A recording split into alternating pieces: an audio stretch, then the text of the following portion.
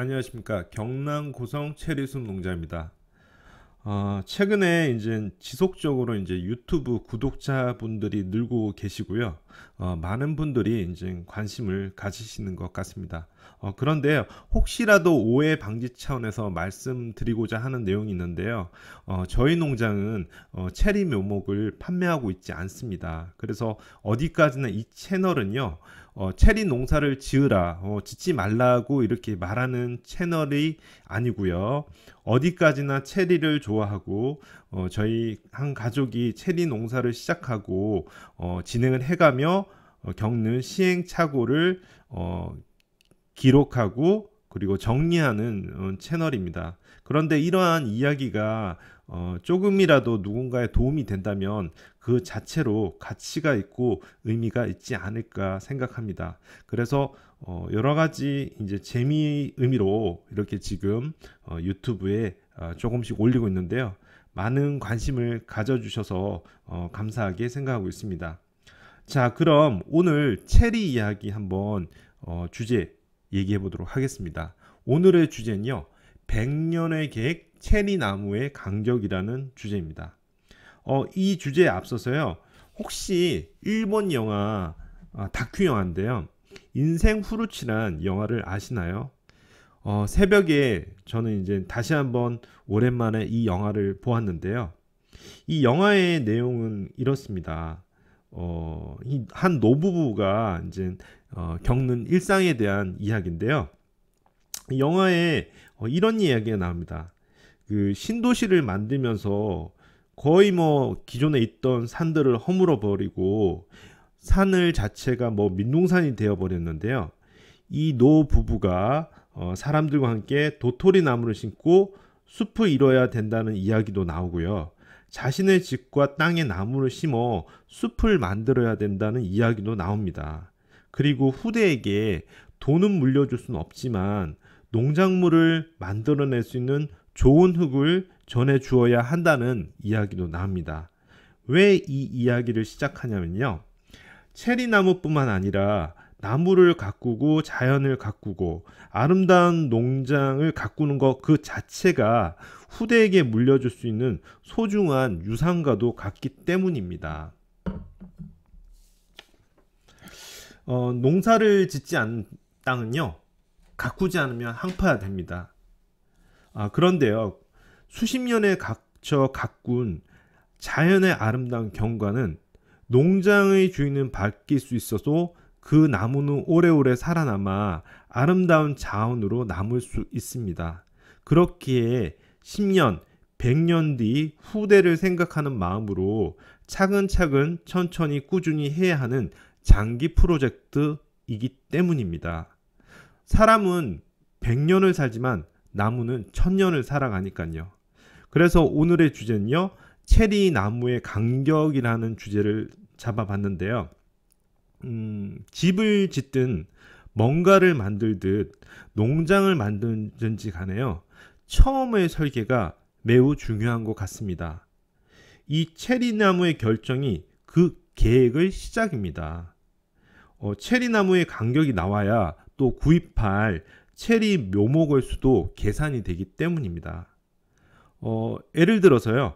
체리 나무의 간격이 좁게 심으면 필요한 묘목의 수는 많아지고요. 체리 나무의 간격을 넓게 심으면 필요한 묘목의 수량은 줄어들겠죠. 또한 수영을 어떻게 잡느냐에 따라 필요한 수량도 달라질 겁니다. 문제는요. 한 번 심은 나무는 뽑아낼 수 없습니다. 이미 큰 나무를 옮기는 것도 쉬운 일이 아닙니다. 그래서 나무를 기르는 것은 최소 5년 이상의 시간이 필요하고요. 그래서 쉽게 이 부분을 수정할 수 있는 일은 아닌 것 같습니다. 처음에 체리 농사를 시작하게 되면요. 대부분 기대에 부풀게 됩니다. 또 사람 욕심이요. 이 묘목을 많이 심으면 향후에 그 묘목 수만큼 체리 열매가 많이 열릴 거라는 기대감을 갖게 됩니다. 그래서 속으로 숫자 계산을 하게 됩니다. 그래서 될 수 있으면 많이 심고 싶어집니다. 그런데 말입니다. 놓치는 부분이 있습니다. 그것은 여유로움이라는 것과 후대에게 물려준 경관이라는 무형의 자산입니다.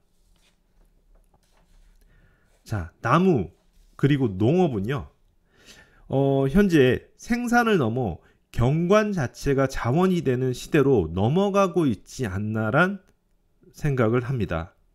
그 경관 자체가 사람의 정신적, 신체적 문제를 예방하고 치료하는 효과를 가지고 있다고 생각합니다. 최근에 네덜란드 같은 선진국에서는요, 이미 시작하였고 몇 년 전부터 정부가 관심을 두는 농업의 방향은 치유농업입니다. 2020년에 법으로 제정됐잖아요. 치유농업법이라고요. 자, 이 부분은 향후에 다시 한번 주제로 삼아 이야기해 보도록 하겠습니다. 자, 그래서 다시 돌아와 체리 나무의 간격으로 돌아와서요. 그래서 상상력이 필요합니다. 이 농장이 10년 뒤, 100년 뒤에 어떠한 모습을 그릴까? 내가 이 농장을 만들려는 목적이 무엇인가? 이 농장을 통해 얻을 수 있는 것은 무엇인가? 여러 가지 상생의 나래가 필요합니다. 저희 체리 농장, 체리숲 농장의 경우는요, 앞날의 우리만의 체리 농장의 모습과 방향을 상상하였습니다. 우선 아이들이 오면 뛰어다닐 수 있는 여유가 필요하다고 생각했습니다. 아이들이 체리를 직접 딸 수 있어야 했습니다. 그러기 위해서는 여유로운 공간과 아이들의 손이 닿을 수 있는 높이의 체리 나무의 높이가 중요하다는 생각을 했습니다. 그렇다면 양팔을 벌리듯 체리 나무의 가지를 양쪽으로 펼쳐 나가야 되고 지면과 가깝게 잡아당겨야 했습니다. 그러면 나무의 가지를 땅으로 잡아당기는 유인의 과정이 필요했고요. 한 가지를 2m씩만 잡아도 양쪽 나무 합쳐서 4m가 됩니다. 그 사이사이 사람이 지나가려면 묘목간 최소 4에서 5m의 간격이 필요하다는 계산이 나왔습니다. 처음 너무 간격이 넓은 건 아닌가 걱정도 했지만 몇 년 뒤 체리나무는 무럭무럭 자랐습니다.